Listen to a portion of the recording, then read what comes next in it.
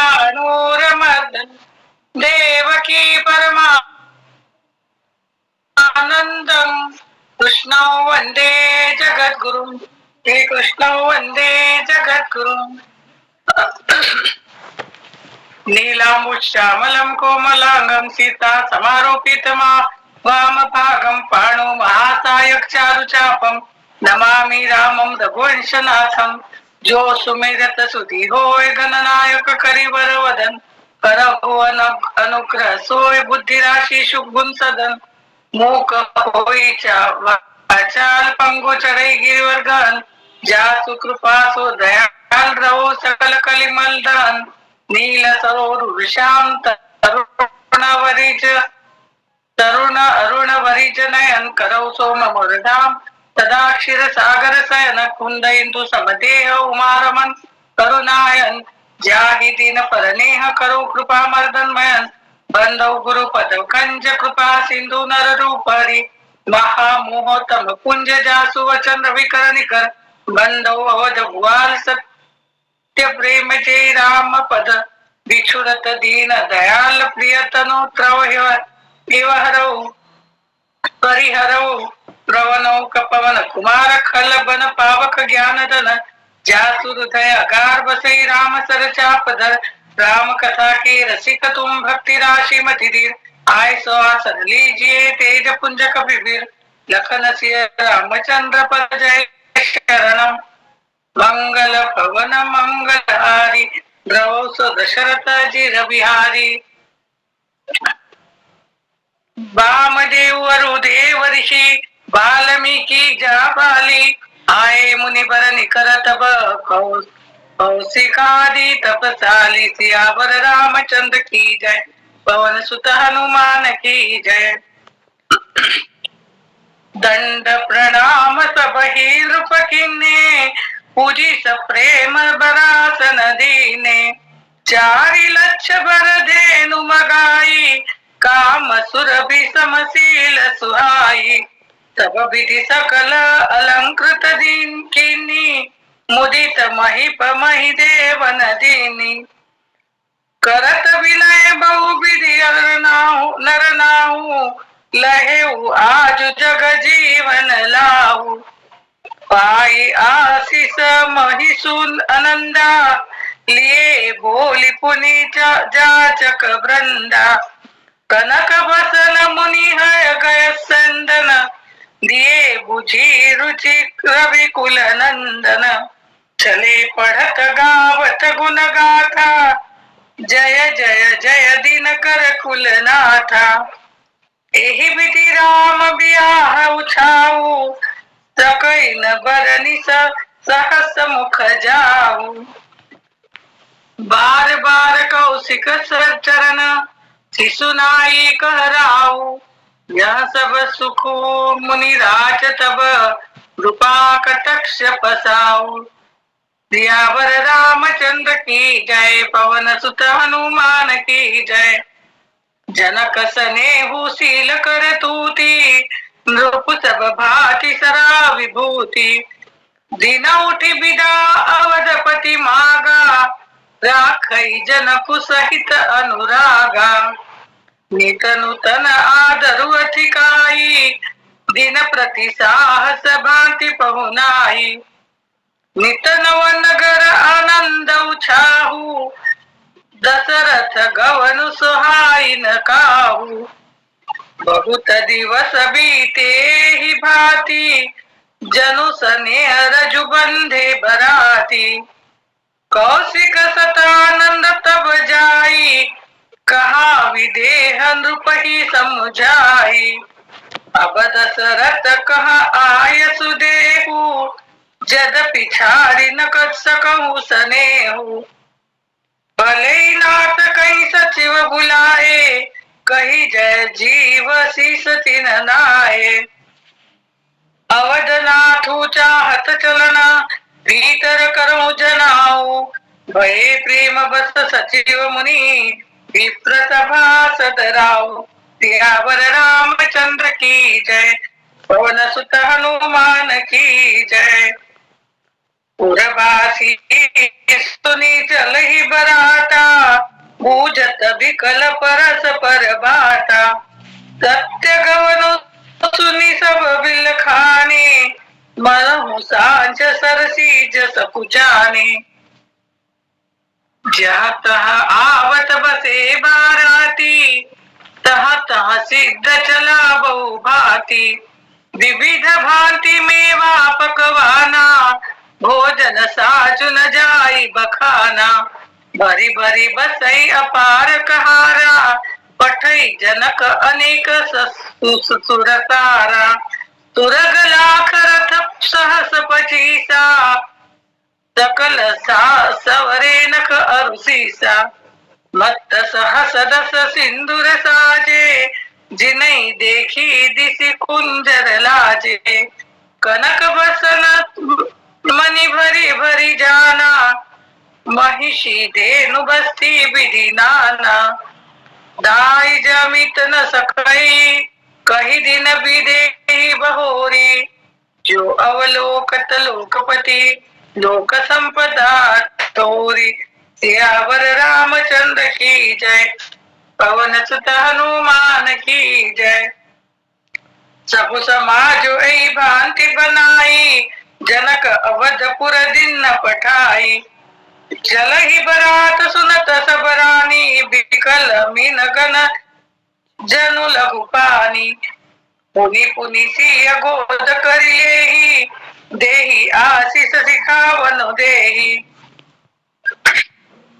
कोई संतत पियहि प्यारी, छिरुहि बात असीस हमारी, सास ससुर गुर सेवा करेऊ, पति रुख लखी आयसु अनुसरेऊ, अति स्नेह बस सखी सया, नारी धर्म सिखवाई मृदु बानी, सादर सकल कुंवरी समझाई, रानी बार बार उरलाई, बहुरी बहुरी भेटई महतारी, कही बिरंची रची कतनारी, ते अवसर भाई न सहित, राम भानुकुल केतु, चले जनक मंदिर मुद्रित, विदा करावन हेतु, सियावर रामचंद्र की जय, पवन सुत हनुमान की जय। चारी भाई सुभाय सुहाए, नगर नारी नर देखन धाये, को कह चलत चहत है आजू, कि न विदेह विदा कर साजू, लेहु नयन भरि रूप निहारी, प्रिय पाहु ने भूप सुत चारी, को जाने के ही सुकृत सयानी, नयन अतिथि की ने विधि आनी, मरणशील जीवी पाव पीयूषा, तुरत रुलहे जन्म कर भूखा, पावनार की हरि पदु जैसे, किन कर दर्शन धम कह तैसे, विरखी राम शोभाउर धरहु, निज मन फनि मूरत मनि करहु, एहि विधि सब ही नयन फल जे देता, गए कुंवर सब राज निकेता, रूप सिंधु सब बंधु लखी, हर्षि उठार निवासु, रही निछावरी आरती, महामुदित मन सासु, सियावर रामचंद्र की जय, पवन सुत हनुमान की जय। देखी राम छवि अति अनुरागी, प्रेम विभस पुनि पुनि पद लागी, रही न लाज प्रीति उर छाई, सहज सने उबरनी की मिजाई, भाई सहित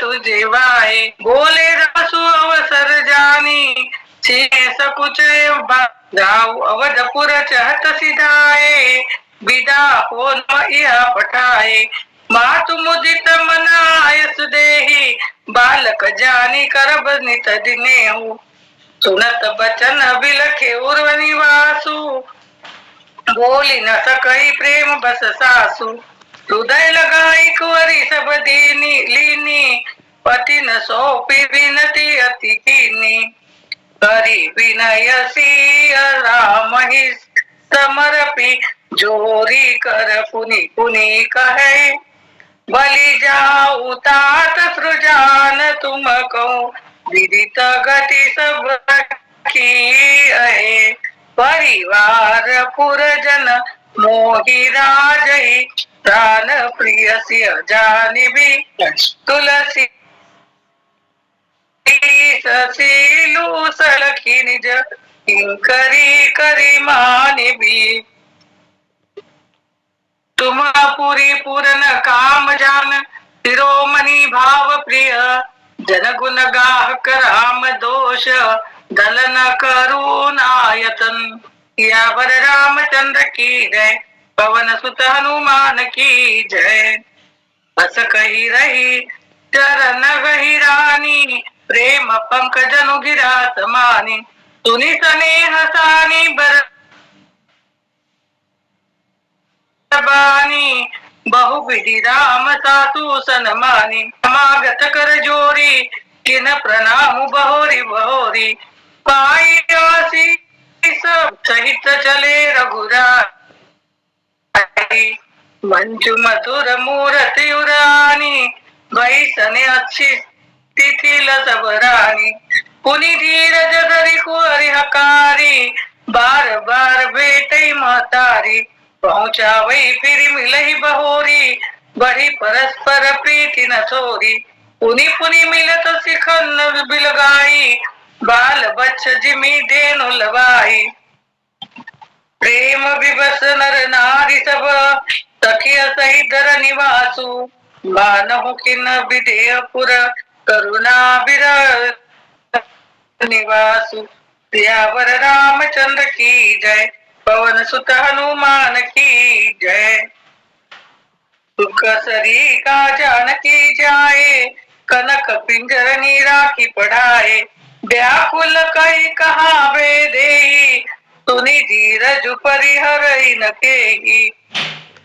भय सकल खग मृगई भांति मनुज दशा कैसे कही जाती बंधु समेत जान जन कुतबाए प्रेम उमगी लोचन चल जाए बिलो की धीरता भागी रहे कहावत परम विरागी लिन राय और लाई जानकी मिट्टी अमज महामर जाद ज्ञान की समुझावत सब सचिव सयानी जिन्नि विचारु न सर जाई सजी सुंदर पाल की मंगाई प्रेम विवश परिवारू तबु जानी सुलगन नरेश कुंवरी चढ़ाई पालकिन सुमरे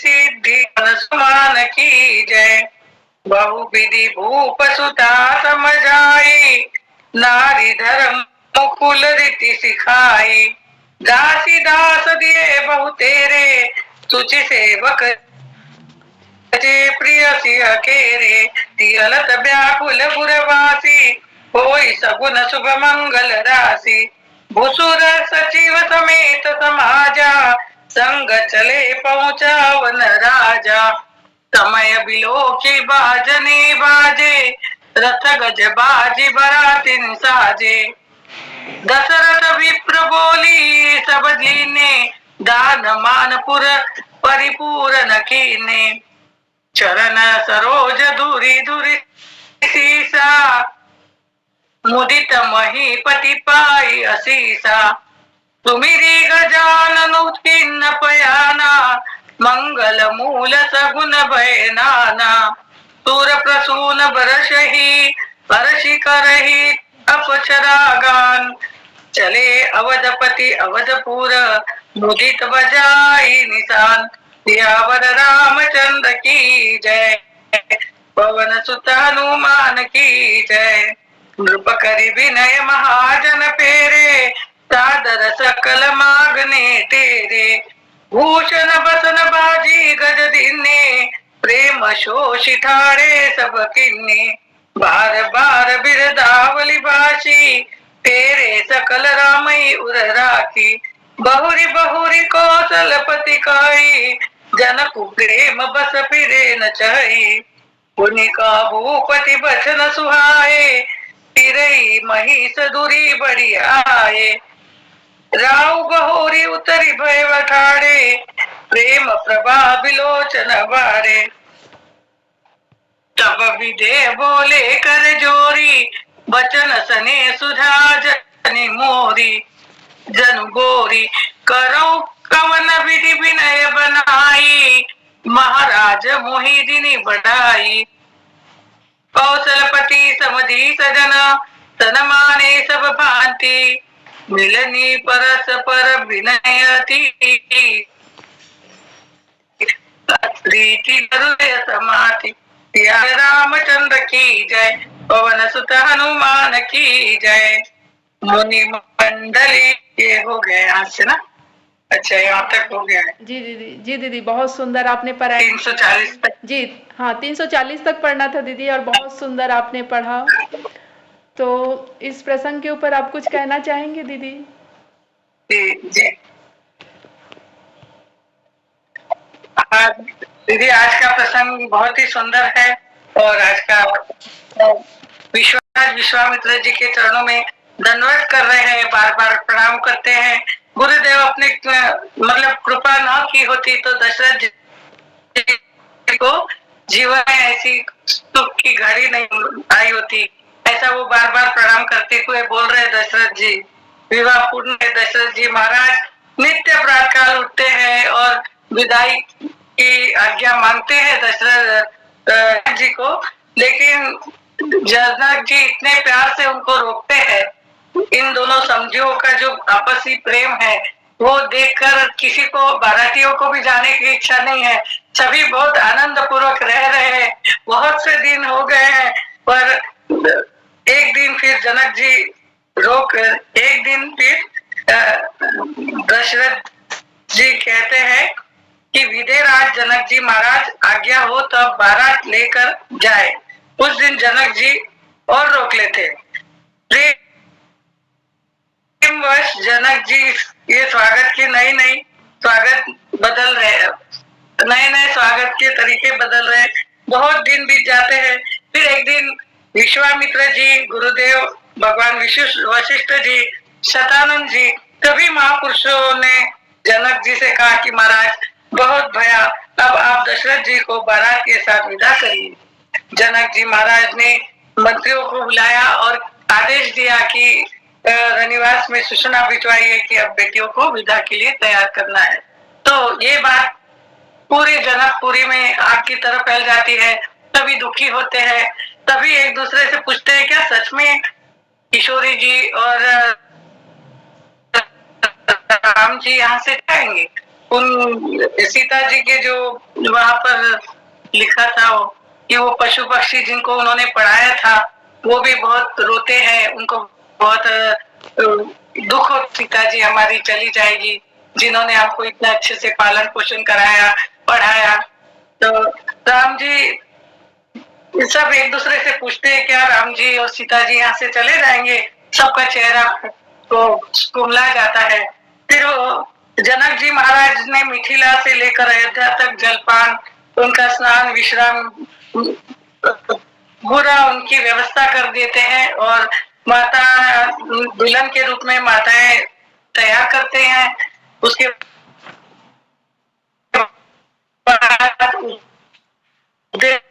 देते हैं भाई पहना तुम्हारा सुहाग अचल हो, और फिर जो बेटियों को देते हैं सीख देते हैं ससुराल जाते समय। वही माताएं कह रही है कि सास ससुर की सेवा करना, पति का रूप देखकर उनकी आज्ञा का पालन करना, माताओं ने व्यवहार का शिक्षण दिया है। और जनक जी तो बैरागी रहते हैं, तो उनको तो पता रहता है कि सीता माता जो है वो शक्ति है और भक्ति है, तो उनको पता रहता है क्योंकि उनका जो पिनाक धनुष रहता है वो तो उन्होंने उठाया रहता है सीता जी ने, और फिर वो लेपन करती है तो जनक जी देख लेते हैं, तभी तो उनको पता रहता है कि ये तो एक भक्ति है, और इसको भक्ति को लेने के लिए भगवान जरूर आएंगे एक दिन। और ये सब मैंने सुना भी था, उसमें भक्ति का वर्णन करने के लिए भगवान अवश्य आएंगे। और यही इसी का बस, और ज्यादा तो बहुत सा है इसमें, पर मैं इतना ही बोल रही हूँ। और फिर एक विदाई गीत। जी, बहुत सुंदर दीदी, बहुत सुंदर। वाक़ई में ये प्रसंग बहुत सुंदर है और माता लक्ष्मी, सीता जी की जैसे विदाई है, और कल हमारा प्रसंग भी इतना सुंदर पड़ रहा है, जैसे एकादशी अभी पड़ने वाला है और लक्ष्मी जी हमारे सबके घर में आगमन होगी एकादशी पे। तो बहुत सुंदर प्रसंग दीदी, बहुत सुंदर आपने। तो जी दीदी, आप कोई भजन गाना इस पर चाह रही हैं तो बिल्कुल गाइए, उसके बाद कृति दीदी से हम महिमा लेंगे। जी। दीदी, मैं ये विदाई गीत पर आशीर्वाद जी, जी, जी, बिल्कुल। मतलब जी, तो जी, इसके बाद फिर कहानी है जो भी बोलना जी। है ना। तो हम वरु कन्या को आशीर्वाद देते हैं, जैसे आज विदाई गीत, विदाई का समारोह है, तो सभी माताएं जैसे आशीष देते हैं वैसे हम भी दे रहे हैं। जगदम्बा की लंबी आशीष जोड़ी तेरी अमर रहे, जगदम्बा की लंबी आशीष जोड़ी तेरी अमर रहे। दूल्हा हमारे उगते सूरज, दूल्हा हमारे उगते सूरज, प्यारी दुल्हन है पूनम की चांद, जोड़ी तेरी अमर रहे, प्यारी दुल्हन है पूनम की चांद, जोड़ी तेरी अमर रहे। जगदम्बा की लंबी आशीष जोड़ी तेरी अमर रहे। दूल्हा हमारे हैं गहरे सागर, दूल्हा हमारे हैं गहरे सागर, अरे दुल्हन है शीतल झील, जोड़ी तेरी अमर रहे, अरे दुल्हन है शीतल झील, जोड़ी तेरी अमर रहे। जगदम्बा की लंबी आशीष जोड़ी तेरी अमर रहे। दूल्हा हमारे है घर की नैया, दूल्हा हमारे है घर की नैया, और दुल्हन है खेवन हार, जोड़ी तेरी अमर रहे। जगदम्बा की लंबी आशीष जोड़ी तेरी अमर रहे। बोलिए सीताराम जी की जय। आइए दीदी, आप अपना कार्तिक महिमा का कहानी शुरू कीजिए।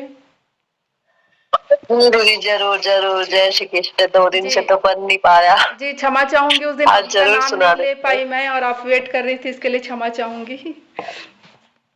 कोई बात नहीं दीदी, जी, चलिए शुरू करते हैं। तो जैसा कि हम लोगों ने जलंधर पे आज से देखेंगे कि जलंधर का हो गया था, फिर तुलसी धात्री, ऐसे 3 लोगों की धात्री तुलसी, इन लोगों का जन्म हुआ।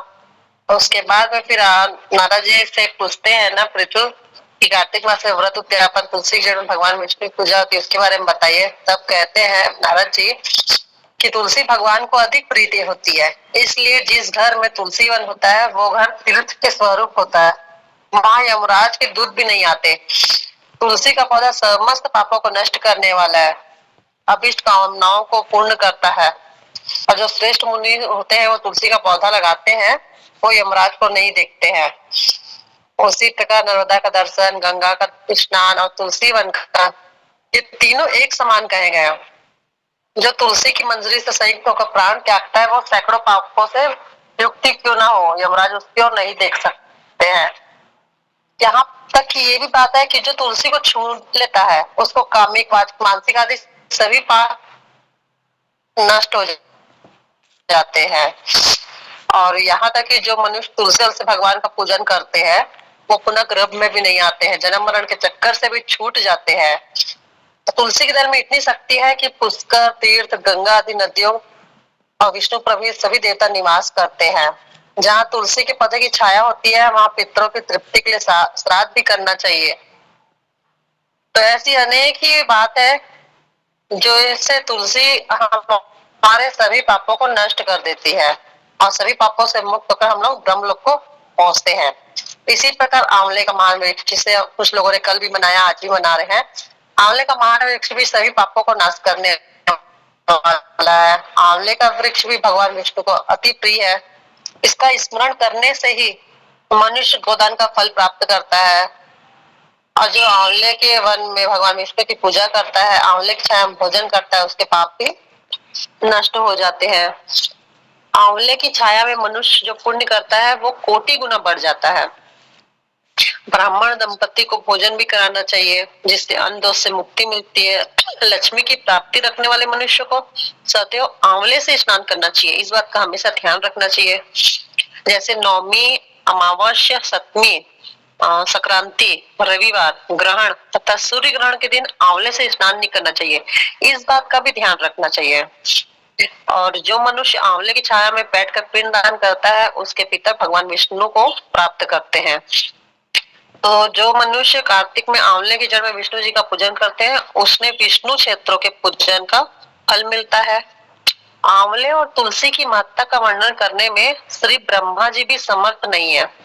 इसलिए धात्री और तुलसी जी की जन्म कथा सुनने से मनुष्य अपने सभी वंश सहित भक्ति को पाता है। फिर राजा पूछते हैं, पृथु, हे मुनि श्रेष्ठ, अपने तुलसी के इतिहास को बता दिया, व्रत को बता दिया, महात्म्य को बता दिया, लेकिन मुझे आप ये बताइए, क्या कार्तिक मास में और भी देवताओं का पूजन होता है? नारद जी बोलते हैं, इसमें एक कहानी है, जिसको सुनिए। पूर्व काल की बात है। सहृदय पर्वत पर करवीकर में धर्मदत्त नाम का एक धर्मज्ञ ब्राह्मण रहता था। एक दिन कार्तिक मास में भगवान विष्णु के समीप जागरण करने के लिए वो भगवान के मंदिर जाता है। उस समय एक पहर रात बाकी होती है। भगवान की पूजन सामग्री साथ ले जाते हुए ब्राह्मण देखता है कि एक राक्षसी आ रही है सामने से, एकदम भयानक राक्षसी, और उसका शस्त्र विहीन और मांस रहित रहता है। उसके बड़े बड़े दांत, लपकती हुई जीभ, लाल नेत्र देखकर ब्राह्मण भय से थर्रा उठता है। उसका शरीर कांपने लगता है। वो साहस करके पूजा की सामग्री और जल से उस राक्षसी के उन्होंने हरि नाम का स्मरण किया था, तुलसी दल मिश्रित जल से उसको मारा था, इसलिए उसका सारा पातक नष्ट हो जाता है और पूर्व जन्म के कर्मों के परिणाम स्वरूप उसकी दुर्दशा का स्मरण हो आता है। ब्राह्मण को दंडवत प्रणाम करती है। ब्राह्मण, पूर्व जन्म के कर्मों के फल से इस दिशा को पहुंची थी, अब मुझे किस प्रकार उत्तम गति प्राप्त होगी वो बताइए। तब धर्मदत्त उसका प्रणाम को करते देखकर आश्चर्यचकित हो जाते हैं। किस कर्म के फल से तुम इस दिशा को पहुंची थी वो बताओ, कहाँ के रहने वाली हो, तुम्हारा नाम क्या है, ये सारी बात मुझे बताओ। तो वो राक्षस, मेरा नाम कलहा है, पूर्व जन्म की बात है, सौराष्ट्र नगर में भिक्षु नामक का ब्राह्मण रहता था, मैं उसकी पत्नी थी। मेरा नाम कलहा था और मैं बड़े क्रूर स्वभाव की स्त्री थी। मैं वचन से भी कभी अपनी पति का भला नहीं किया, कभी मीठा भोजन नहीं परोसा, सदा अपने स्वामी को धोखा देती थी। मुझे कला विशेष प्रिय था, इसलिए मेरा पति मुझसे हमेशा दुखी रहा करता था। उन्होंने दूसरी स्त्री से फिर विवाह करने का निश्चय किया और मैंने विष खाकर अपने प्राण त्याग दिए। फिर यमराज के दूत आए और मेरे को बांध के यमलोक ले गए। वहां यमराज मुझे देखता है और चित्रगुप्त से पूछते हैं, देखो इसने सही कैसा कर्म किया है, इसका कर्म कैसा है, फिर इसको शुभ अशुभ प्राप्त करेंगे। चित्रगुप्त कहता है, इसका किया हुआ कोई भी शुभ कर्म नहीं है, ये स्वयं मिठाइयां उड़ाती थी, अपने स्वामी को इसने कुछ नहीं दिया, इसने सदा अपने स्वामी से घृणा की है, ये चमगादुरी हो रही है, सदा कला में रही है, इसलिए ये विष्ठा भोजी सुकरी की योनि में है। जिस बर्तन में भोजन बनाते थे उसी में ये सदा अकेले ही खाती थी, अतः इसके दोष से यह अपनी संतान का भ्रूण करने वाली बिल्ली। इसने अपने पति को निमित्त बनाकर आत्मघात किया है, इसलिए यह अत्यंत निंदनीय स्त्री होती है। ये हम दूतों द्वारा निर्जन प्रदेश में भेज दिया जाना चाहिए। काल तक वहां प्रेत के शरीर में निवास करेगी, उसके बाद ये पापनी शेष 3 योनियों का भी उपभोग करेगी। फिर वो कहती है कलहना, कि मैं वही पापनी कला हूँ, इस प्रेत शरीर में आए मुझे 500 वर्ष बीत चुके हैं, मैं सदैव भूख प्यास से पीड़ित रहती हूँ। एक बनिए के शरीर में प्रवेश करके मैं इस दक्षिण देश में कृष्णा और वेणी के संगम तक आई हूँ। जो ही संगम तट पर पहुंची तो ही भगवान शिव और विष्णु के पार्षदों ने मुझे बलपूर्वक बनिए के शरीर से भगा दिया। तब से मैं भूख का कष्ट सहन कर रही हूँ और इधर उधर घूम रही हूँ। इतने में ही आपकी दृष्टि मेरे ऊपर पड़ गई। आपके हाथ से तुलसी मिर्ची जल का छिड़काव मेरे ऊपर हुआ तो मेरे सारे पाप नष्ट हो गए। हे ब्राह्मण श्रेष्ठ, अब आप कोई उपाय कीजिए। बताइए मेरे शरीर से कि भविष्य में आने वाली भयंकर 3 योनियों से किस प्रकार मुक्ति पाऊंगी। कलह का यह वचन सुनकर धर्मदत्त उसके कर्मों और वर्तमान देखकर बहुत दुखी होते हैं। फिर सोच विचार के बाद कहते हैं। तो अब इसके बाद में सुनना चाहेंगे आप लोग तो बताइए, नहीं तो फिर कल कहेंगे इसके आगे का। जी जी दीदी, कल के लिए सिर्फ बता दीजिए। बहुत जी सुंदर, वंदना। जी बहुत सुंदर आपने कहानी बोली। और हमारे बीच अभी अर्चना दीदी भी हैं, तो अर्चना दीदी आप अपना थोड़ा दर्शन दीजिए दीदी, बहुत दिन हो गए आपको देखे हुए। रसोई अभी दिखाई नहीं दे रही अच्छे से। जैसे कोई नहीं बहुत अच्छे से दिखा। जी दीदी, दिख रहा है ना कि शादी तैयारी हो रही है। बधाई बधाई हो दीदी, आपको शादी की, बेटे की शादी की तैयारी बधाई हो। जी, आप प्रमिला दीदी आप ले लीजिए दीदी प्रार्थना, और उसके बाद समापन प्रार्थना ले लीजिएगा। हाँ। जय जय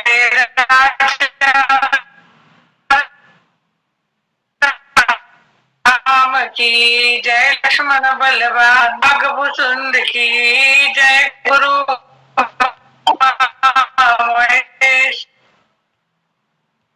जय, मुनि भारद्वाज की श्री अवधेश, राम लक्ष्मण तदा करो कल्याण, रामायण वैकुंठ गई विदा होत हनुमान, प्रभु सन कहियो दंडवत तुम्हें कह कर जोर, बार बार रघुनायक नायक सुरति करायो मोर, बार बार वर मांगिया हर्षि देव श्री रंग, पद जन पायनी भक्ति सदा तत्संगीता अमित प्रभु, नील जलद तम श्याम तमहि बसौ निरंतर, सगुण रूप श्री राम, भगत कल्पतरु प्रणत हित, कृपा सिंधु सुखधाम, सोई निज भक्ति मोहि प्रभु, देहु दया करी राम, सियावर रामचंद्र की जय, उमापति महादेव की जय, पवन सुत हनुमान की जय, अपने अपने गुरु गोविंद महाराज की जय, जय जय सीताराम, केशव सच्चिदानंदं वासुदेवं व्रज प्रियं, धर्म संस्थापकं वीरं, कृष्णं वंदे जगद्गुरुं, श्री कृष्ण वंदे जगद्गुरुं। सभी को जय श्री कृष्ण। जय श्री कृष्णा। कल हम फिर मिलते हैं, और कल हमारे छत्तीसगढ़ का जो गीत है वो आप लोग तैयार करके आइए, कोई भी कहानी कोई भी, तो कल हम लेंगे, कल मिलते हैं। तो भैया मीटिंग एंड कर दीजिए भैया आप।